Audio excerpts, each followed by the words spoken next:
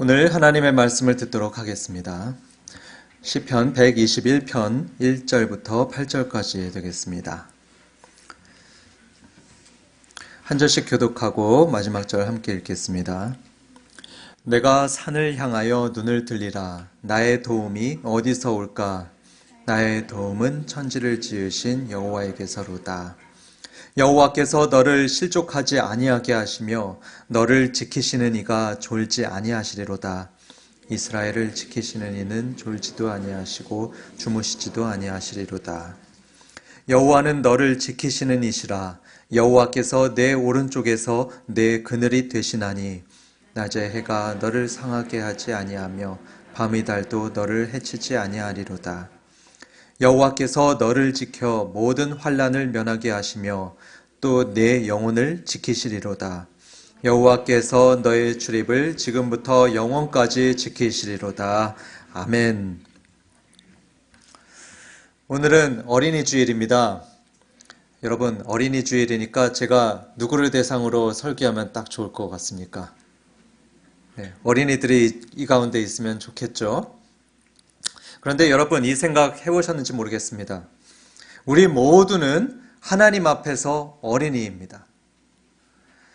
영원하신 하나님, 이분 앞에선 우리 모두가 어린이입니다. 지금 이 가운데는 60대, 70대, 80대도 앉아 계시는 것 같은데요. 이분들도 하나님 앞에선 어린이입니다. 하나님 앞에선 나이를 내밀 수가 없습니다. 장로님 맞습니까? 그렇습니다. 하나님 앞에선 우리 모두 어린이입니다. 세상 모든 사람들이 다 어린이입니다. 그런데 성경을 보면요, 여러분, 예수님을 믿는 우리는 보통 어린이가 아닙니다. 특별히 하나님의 자녀라고 합니다. 하나님의 어린이인 거죠. 요한복음 1장 12절에 보면 이런 말씀이 있습니다.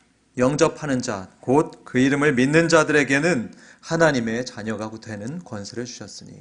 또 로마서 8장 16절에 보면 성령이 친히 우리가 하나님의 자녀인 것을 증거한다. 이렇게 말씀합니다. 여러분, 예수님을 믿는 우리는요, 성령님께서 증거하시는 하나님의 자녀들입니다. 아멘이십니까? 그래서 저는 오늘 특별히 이 어린이 주일을 맞아서 여러분을 이렇게 불러보려고 합니다. 하나님의 자녀 여러분, 하나님의 자녀 여러분. 어떻습니까, 여러분? 듣기 좋으십니까? 별로 듣기 좋으신 거 아닌가 봅니다. 듣기 좋으십니까? 네, 듣기 좋으시면요. 제가 하나님의 자녀 여러분 하면은 여러분은 네 하시기 바랍니다. 하나님의 자녀 여러분. 네, 참 착한 어린이들이 이 가운데 모인 것 같습니다. 오늘 하나님의 자녀 여러분께 하나님께서 큰 은혜 주시기를 주님의 이름으로 축원합니다. 주님의 귀한 자녀 여러분, 대부분의 사람들은요, 믿음에 대해서 많이들 염려하는 것 같습니다. 실직할까봐 염려하고요, 또 사업이 잘못되진 않을까, 또 병이 재발하는 것은 아닌가, 많이들 염려합니다. 그런데 제가 볼 때 요즘에 세대를 불문하고 많이들 염려하는 게 있는 것 같은데요. 그것은 노후인 것 같습니다. 정말 많이들 염려합니다. 심지어 창창한 30대마저도 이 노후를 놓고서 고민하는 것을 제가 들은 적이 있습니다. 여러분도 노후를 염려하십니까? 솔직히 목사인 저도 염려하는 것들이 좀 있습니다. 바로 얼마 전까지만 해도 저는 샘물교회를 너무 염려해가지고 밤잠을 설치는 적도 간간히 있었습니다. 그리고 종종 병든 성도님들, 그리고 실직한 성도님들 염려됩니다. 아마 여러분도 그러하리라 생각합니다. 분명히 미래에 대한 염려와 근심거리가 한 가지씩 있을 것으로 생각합니다.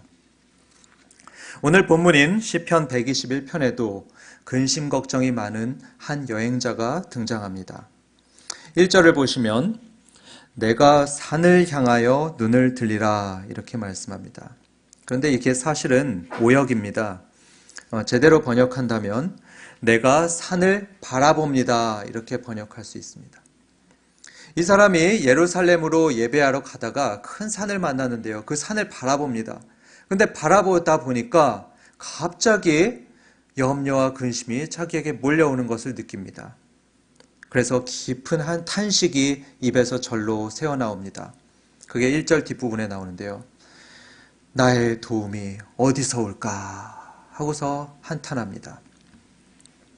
이 사람은 왜 산을 보면서 이렇게 염려하고 탄식하고 있을까요? 거기에는 세 가지 이유가 있습니다.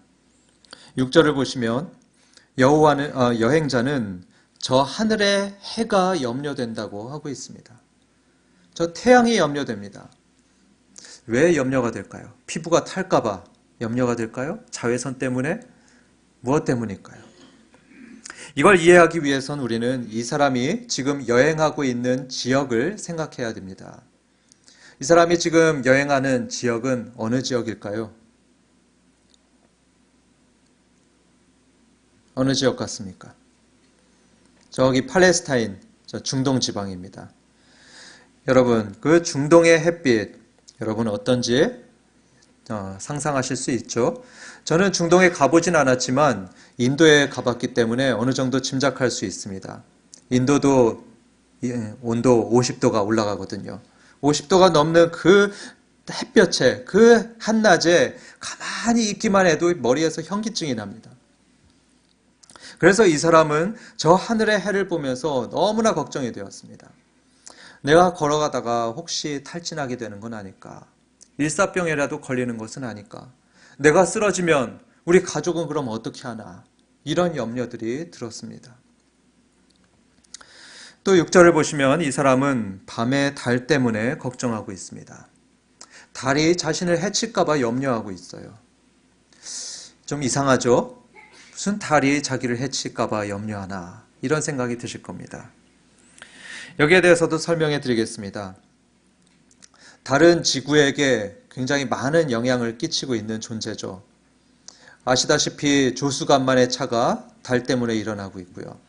또 인류의 문화에도 많은 영향을 끼쳤던 게 저 달입니다. 시에도 등장하고 영화, 각종 문화에 그런 등장하는 존재죠. 특별히 고대 근동 사람들의 믿음에 의하면 이 달은 사람의 몸과 정신에도 많은 영향을 미친다고 믿었습니다. 이들은 믿기를 옛날 바벨론의 의학책을 보면요, 이런 기록이 있는데요. 이 사람들은 달에 신이 있다고 믿었습니다. 그 이름이 신인데요.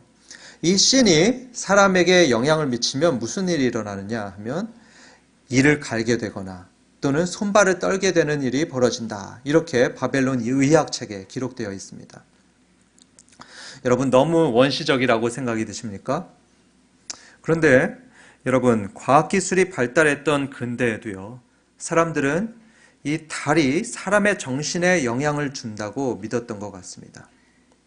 그걸 어디서 확인할 수 있냐면 근대에 만들어졌던 영어 단어를 보면 알 수가 있습니다. 영어 단어 중에 미쳤다라고 할 수 있는 문스트럭이라는 단어가 있습니다. 이게 근대에 만들어진 단어인데요. 문스트럭 하니까 문이면 달이죠. 스트럭 하면 맞았다라는 뜻입니다. 그래서 달에 맞았다 이렇게 했는데 뜻이 이제 미쳤다라고 되는 거죠. 사람들은 달에 맞아서 미칠 수 있다고 믿었던 겁니다. 또 정신 이상이라는 의미를 담고 있는 영어 단어가 루나틱이라는 단어가 있어요. 루나틱. 여기도 그 라틴어로 달이라는 뜻인 루나가 들어가 있습니다. 그래서 이 달 때문에 정신 이상이 일어난다 생각해서 이 단어를 만들었던 겁니다. 이렇게 이전의 사람들은 달이 사람을 해친다고 믿었습니다. 그렇기 때문에 이 여행자는 걱정하는 겁니다. 밤에 자기가 길을 가다가 저 달 때문에 나의 정신이 이상하게 되는 건 아닌가 염려하고 있습니다. 그리고 7절에 보시면 모든 환란이라고 설명되어 있습니다. 이 여행자는 저 해와 달 이외에도 여러 가지 환란들이 걱정되는 겁니다. 어떤 환란들이 걱정이 될까요? 이 사람이 예루살렘에 가기 위해서는 지금 반드시 앞에 보이는 큰 산을 넘어가야 되는데요. 이 산이 그렇게 염려가 되었습니다. 왜 염려가 되었느냐? 여러분, 아무도 없는 이 산길을 한번 생각해 보십시오. 아무도 없는 산길, 거기에 혼자 걸어간다고 생각하면 으스스합니다. 무서운 범죄가 일어나곤 하는 데가 바로 산이죠. 게다가 날이 어둑어둑해질 때, 깜깜해질 때 산은 더욱더 무섭습니다. 요즘에도 무서운데 옛날에는 더 무서웠을 겁니다. 옛날에는 산적들이 산에 굉장히 많이 있었죠. 그리고 호랑이, 곰, 늑대 이런 무서운 짐승들이 산에 많았습니다.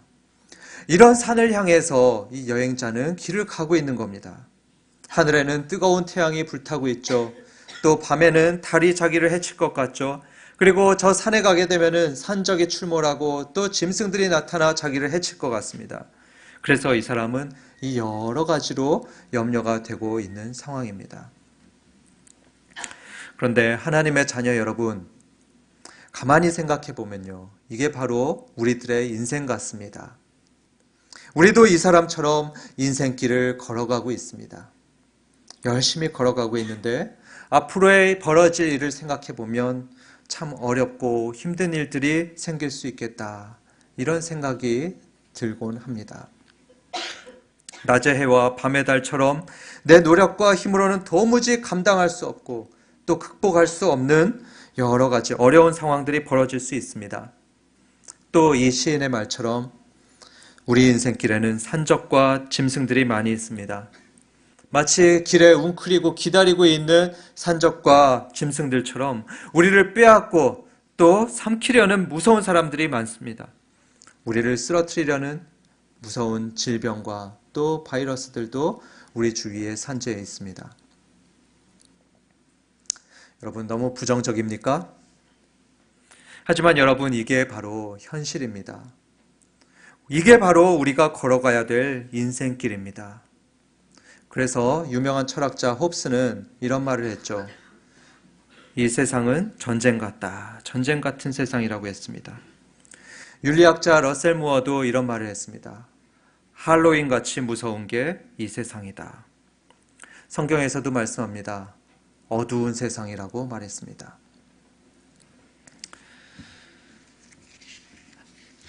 여러분, 이렇게 어둡고 무서운 인생길을 생각하면 어떠십니까?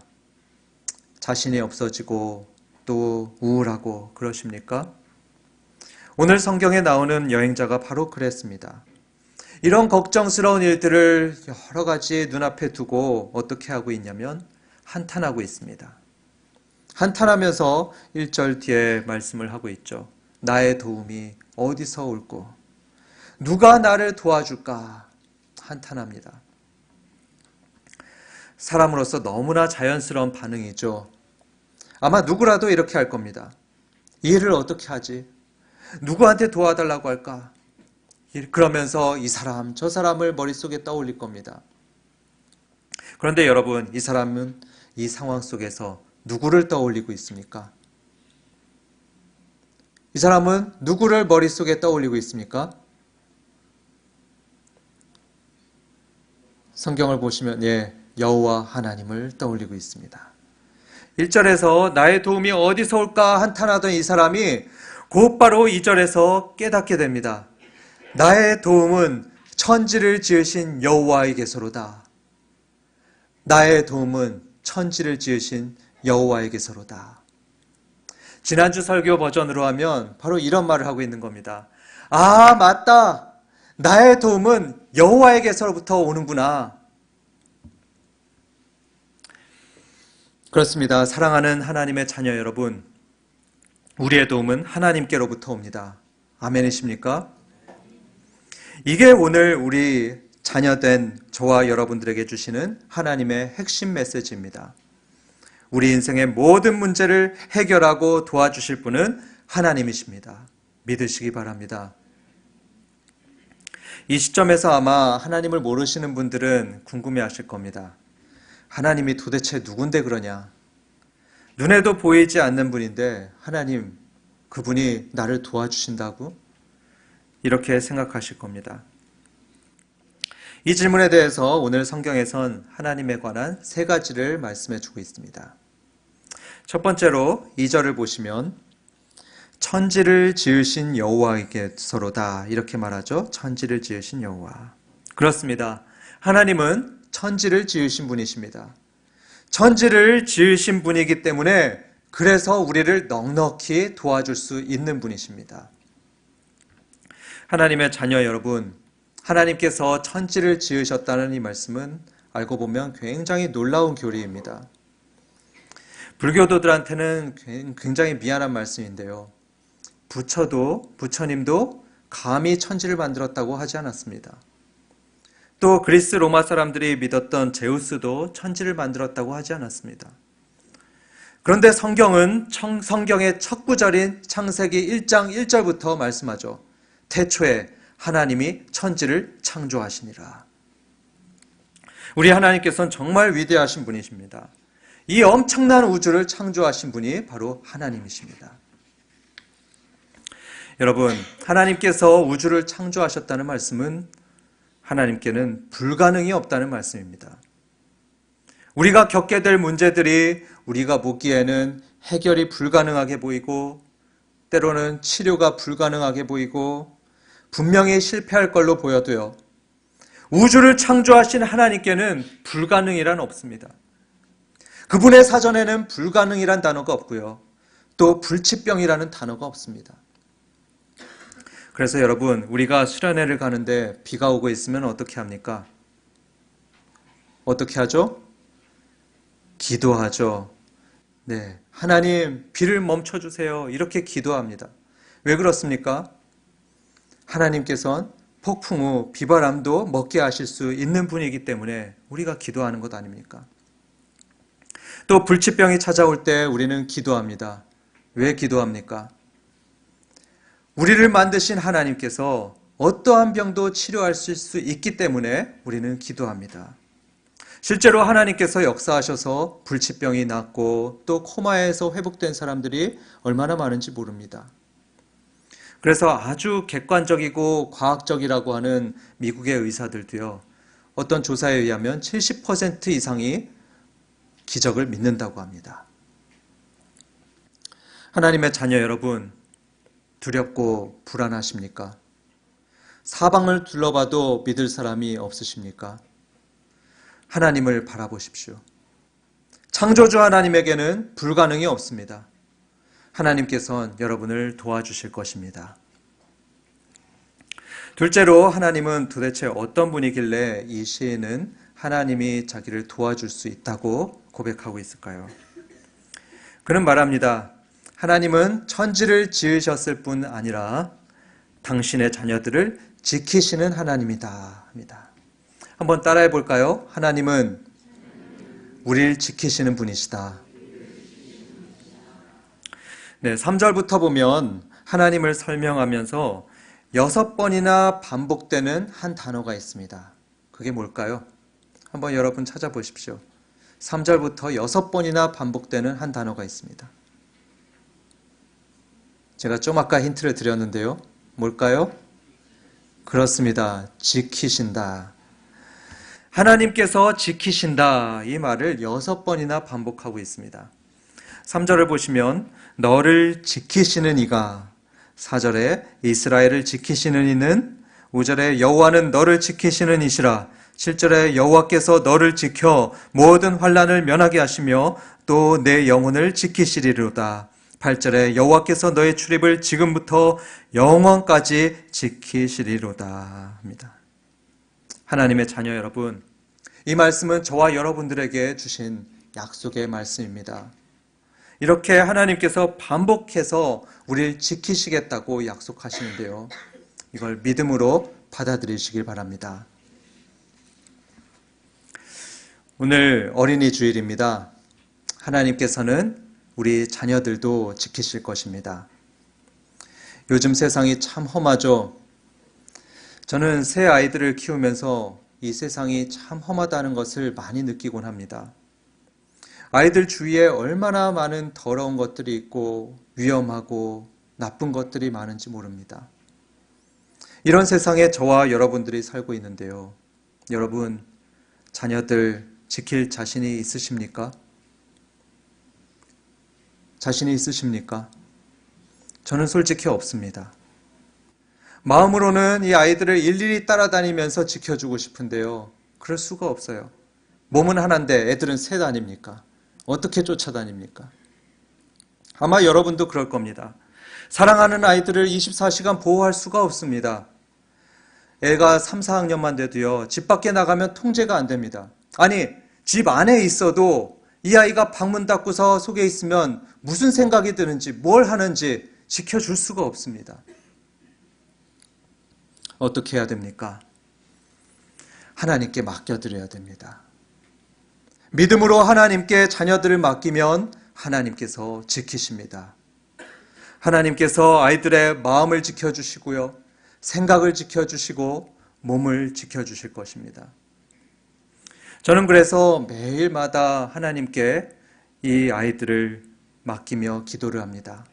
하나님, 강림이, 동림이, 나림이 이 세 아이들을 오늘도 하나님께 맡겨드립니다. 하나님, 아이들을 지켜 보호하여 주옵소서. 매일같이 기도합니다. 다음 주는 어버이 주일인데요. 우리 부모님도 하나님께 맡겨드려야 됩니다. 우리 부모님들 얼마나 질병에 취약하십니까? 쉽게 넘어지시고요. 또 넘어지면 쉽게 다치시는 분들이 부모님들입니다. 자칫하면 자식의 얼굴도 잊어버리는 부모님들이죠. 이런 부모님들, 여러분들 지켜주실 수 있습니까? 저는 못 지켜드립니다. 우리 부모님들도 늘 쫓아다니면서 지켜드릴 수가 없습니다.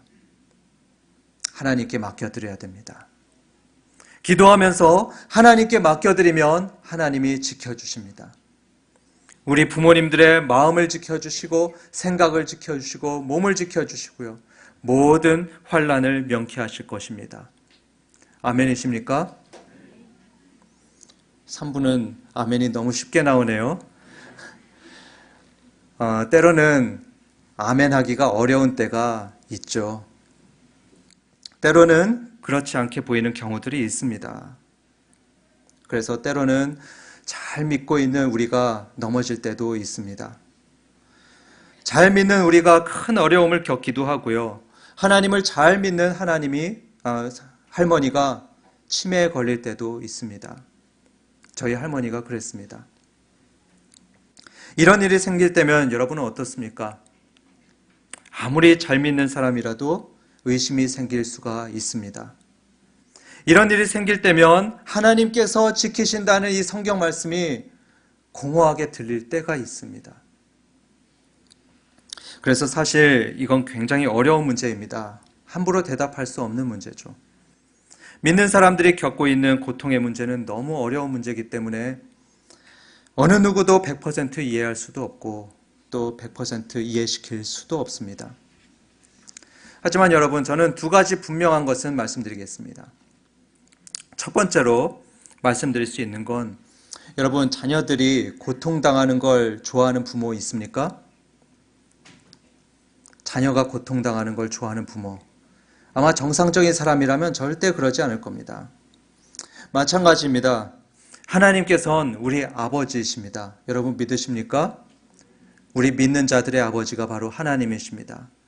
이 하나님도요, 당신의 자녀인 우리의 고통을 결코 좋아하시지 않습니다. 당신의 자녀인 우리의 고통을 결코 좋아하시지 않습니다. 그런데 그럼에도 불구하고 하나님은 우리를 보호하던 당신의 보호막을 잠시 거두어가는 때가 가끔 있습니다. 그래서 우리에게 각종 어려움이 오고 고통이 오고 또 질병이 찾아올 때가 있습니다. 그런데 그런 여러분, 그때 기억하시기 바랍니다. 그렇게 당하는 고통에는 분명히 이유가 있습니다. 거기엔 의미가 있습니다. 때로 하나님께서 허락하시는 고통에는 이유가 있고 의미가 있다는 것을 여러분 꼭 기억하시기 바랍니다. 그 의미가 뭘까요? 다양한데요. 때로는 교만한 우리를 겸손하게 하기 위해서 고통을 주십니다. 돈을 쫓고 세상을 쫓고 쾌락만 쫓아서 사는 사람을 정신 차리게 만들어가지고 진짜 찾아야 될 하나님을 찾게 하려고 고통을 주기도 하십니다. 그리고 때로는 마치 더러운 걸 태워버리는 저 불길처럼 하나님은 고통이라는 그 불로 우리의 더러운 습관과 죄를 태워서 거룩하게 만드시기도 합니다. 또 두 번째로 분명한 것이 있는데요. 하나님께서 마치 안 지키셔서 생기는 것 같은 질병과 어려움들이 있죠. 그런데 사실은 하나님이 안 지켜주셔서 생긴 게 아닙니다. 알고 보면 하나님께서는 여전히 우리를 더 나쁜 상황에서부터 우리를 지켜주고 계시다는 걸 우리는 기억해야 됩니다. 욥의 경우가 바로 그렇습니다. 하나님께서는 욥에게 특별한 뜻이 있어서 그에게 엄청난 재난과 질병을 허락하셨습니다. 그런데 하나님께서 이렇게 허락하실 때 사탄에게 한계선을 딱 그어 놓으시는 것을 발견할 수 있습니다. 하나님 말씀하시죠. 사탄아, 너 욥의 생명만큼은 건드리지 말아라. 욥의 생명은 끝까지 지키셨던 하나님입니다. 때로는 우리 앞에 고통의 순간, 위기의 순간이 옵니다. 그렇지만 하나님의 자녀 여러분, 그 고통과 위기는요, 하나님이 정하신 그 범위를 결코 벗어나는 법이 없습니다. 우리가 감당할 수 있는 고통과 어려움만 허락하시는 하나님이십니다. 그래서 아까 말씀드렸듯이 그 고통과 어려움들은 우리의 유익을 위해서 허락하신 어려움들입니다. 다시 정리해 보겠습니다. 성도 여러분, 두렵고 염려되십니까? 하나님께서 지켜줄 것을 믿으시길 바랍니다. 우리가 감당하지 못할 어려움이나 고통은 결코 당하지 않도록 하나님께서 지켜주실 것입니다. 마지막으로 하나님은 어떤 분이신가 살펴봅니다. 4절을 보시면 하나님께서는 우리를 지키시되 졸지도 않고 주무시지도 않고 지키신다, 이렇게 말씀합니다. 즉 하나님께서는 한순간도 놓치시지 않고 우리를 지키고 보호하시는 분이십니다. 여러분, 하나님께서 졸지도 않고 주무시지도 않는다는 이 말씀 어떻게 들리십니까? 너무나 당연하죠. 하나님은 신이시니까 그렇게 안 주무시겠죠, 이렇게 생각하십니까? 그런데 여러분, 다른 종교에서는 이게 당연한 것이 아닙니다. 고대 많은 사람들은 믿기를 신들도 잠을 잔다고 믿었습니다. 예를 들어서 바벨론의 한 기도문을 보면 한 사람이 이런 말을 하는 것을 볼 수 있습니다. 질문을 하는데 신이 얼마나 오랫동안 잡니까? 이렇게 질문하는 광경이 나옵니다. 또 성경에도 보면 바알을 믿는 제사장들이 나오는데요. 이 사람들이 마치 자기네 신 바알이 자고 있는 것 같으니까 소리를 높여가지고 깨우려는 그런 광경이 나오는 것을 볼 수 있습니다. 하지만 오늘 성경은 말씀합니다. 하나님은 졸지도 아니하시고 주무시지도 아니하신다. 그런데 왜 그럴까요? 왜 하나님께서는 졸지도 않고 주무시지도 않으실까요? 그 이유가 3절에 나옵니다. 3절 보면 너를 지키시는 이가 졸지 아니하시리라. 본래 하나님은 주무실 필요가 없죠. 그런데 그 이유뿐만 아니고 하나님이 우리를 지키기 위해서 주무시지 않는다는 말입니다. 지키기 위해서 늘 깨어 계십니다. 마치 독수리처럼 우리를 지켜보는 눈을 절대로 감지 않는 분이 우리의 하나님이십니다. 우리랑 너무 다르죠. 우리는 때로 아이들 보다가 한눈 팔 때가 있습니다. 꾸벅꾸벅 졸다가 그새 아이들이 사고쳐서 다칠 때가 있습니다. 그런데 하나님 아버지도 그러십니까? 그러시지 않습니다. 절대로 한눈을 파는 법이 없으십니다. 시편 17편 8절에서 말씀합니다. 하나님은 당신의 자녀들을 눈동자같이 지키시는 분이라, 이렇게 설명합니다. 저는 이 말씀을 생각하면 두 가지 사건이 기억이 납니다. 한 가지는 제가 고등학교 시험 칠 때였는데요. 그때는 아마 12월 정도 됐었던 걸 기억합니다. 거기다가 굉장히 추웠던 걸로 기억합니다. 그날은 아버지께서 저를 시험장에 데려다 주셨는데요. 이제 교문 안에는 못 들어오니까 교문에서 저는 아버지와 헤어져서 시험장으로 들어갔습니다. 아마 한 4-5시간 시험을 쳤던 것 같습니다. 그렇게 열심히 시험을 치고 밖으로 나왔는데요. 저기 교문 앞에 아버지께서 기다리고 서 계시는 것이 저희 눈에 들어왔습니다. 저는 설마 하면서 여쭤보았습니다. 아버지, 그동안 어디 계셨어요? 그러자 아버지는 당연하다는 듯 말씀하셨습니다. 나? 여기 있었지. 아니 아버지, 이렇게 추운데요? 어디 들어가 계시지 그러셨어요. 그러자 아버지는 웃으면서 괜찮아 이렇게 말씀하셨습니다. 사실 저는 시험 보는 내내 아버지께는 정말 죄송했지만 아버지 생각을 전혀 하지 않았습니다. 제 눈에는 아버지도 보이지 않았고요. 또 제 마음속에 아버지는 전혀 없었습니다. 그렇지만 아버지는 달랐습니다. 아버지의 눈은 5시간 내내 저를 향해 있었습니다. 겨울철에 그 살을 내는 추위 가운데서도 아버지의 눈은 줄곧 시험장에 있는 이 아들을 향해 있었습니다. 여러분, 이게 아버지의 마음 아닐까요? 그리고 우리를 자녀 삼으신 하나님 아버지의 마음입니다. 하나님 아버지께서는 우리가 어디서 뭘 하든지 항상 눈동자처럼 지키시고 또 응원하시는 분이십니다. 또 두 번째 사건이 기억이 납니다. 15년 전쯤에 저는 전신 마취 수술을 한 적이 있었습니다. 대여섯 시간의 수술을 마치고 저는 회복실에서 2시간 정도 잠들어 있었다고 합니다. 그러다 드디어 깨어서 힘들게 저희 눈을 떴습니다. 그러자 눈앞에 희미한 얼굴이 나타나는데요. 어머님의 얼굴이었습니다. 제가 눈을 떴다고 좋아서 활짝 웃으시던 어머님의 얼굴이었습니다. 어머니는 회복실에서 그렇게 저희 옆에 계시면서 제가 깨어날 때까지 저를 바라보셨다 합니다. 이게 부모님의 마음입니다. 아들이 자고 있는 그때에도 아들을 바라보며 지키시는 마음, 그것이 부모님의 마음입니다. 우리를 자녀 삼으신 하나님의 아버지의 마음도 이것과 똑같습니다. 오늘 하나님은 말씀하시죠. 너를 지키시는 이가 졸지 아니하시리로다. 주무시지도 아니하시리로다. 우리가 너무 지쳐서 잠드는 때가 있습니다. 때로는 너무나 절망스러워서 무기력하게 누워있을 때도 있습니다.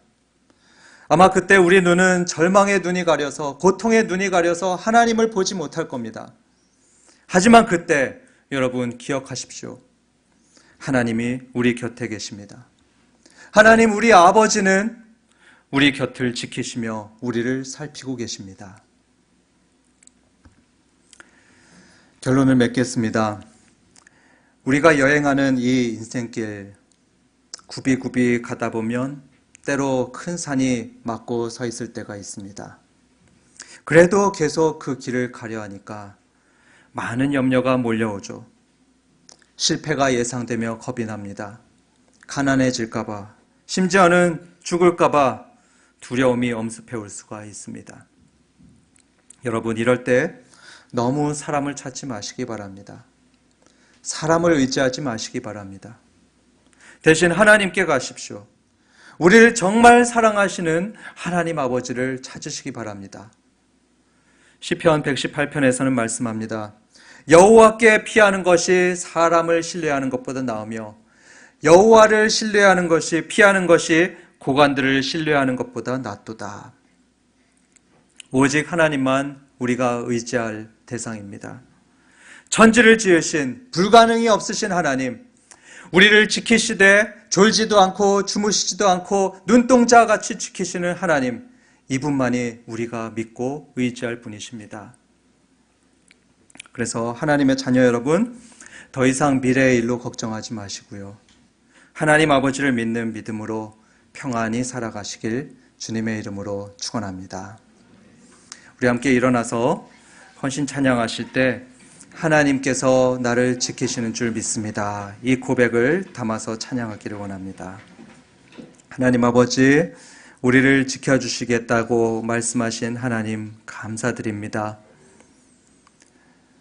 우리는 때로 연약해서 또 믿음이 없어서 하나님이 지켜주신다는 것을 믿지 못하고 의심하며 염려하고 고민할 때가 참으로 많이 있습니다. 이런 우리를 주님 불쌍히 여겨주셔서 믿음을 주시고 하나님께서 우리 바로 옆에 계시고 도우시는 것을 눈을 떠서 보게 하여 주시옵소서. 주님, 그리하여서 주님께서 친히 이끌어 주시는 그 보호의 손길을 힘입어 이 인생 힘있게 또 자신있게 살아갈 수 있도록 하나님 도와주시옵소서. 저희들의 자녀도 주님 앞에 맡겨드립니다. 우리 부모님들도 주께 맡겨드립니다. 하나님께서 친히 지켜주시고 보호하여 주시며 이들의 삶을 인도하여 주시옵소서. 주님께서 저희들에게 주신 모든 것에 감사하며 주 앞에 예물을 드립니다. 하나님 받아주시고 더 드릴 수 없어서 속상해하며 안타까워하는 주님의 자녀들, 우리 주님께서 위로하여 주시고 더 많은 것 드릴 수 있도록 하나님 힘주시옵소서. 우리 주 예수 그리스도의 은혜와 하나님 아버지의 크신 사랑과 성령 하나님의 교통하심이 하나님의 지켜주심을 믿으며 이 험한 인생길 다시 힘을 내어서 살아가기를 원하는, 믿음으로 살아가길 원하는 모든 사랑하는 주님의 자녀들 머리 위에 또 가정 위에 영원토록 함께 있을지어다. 아멘.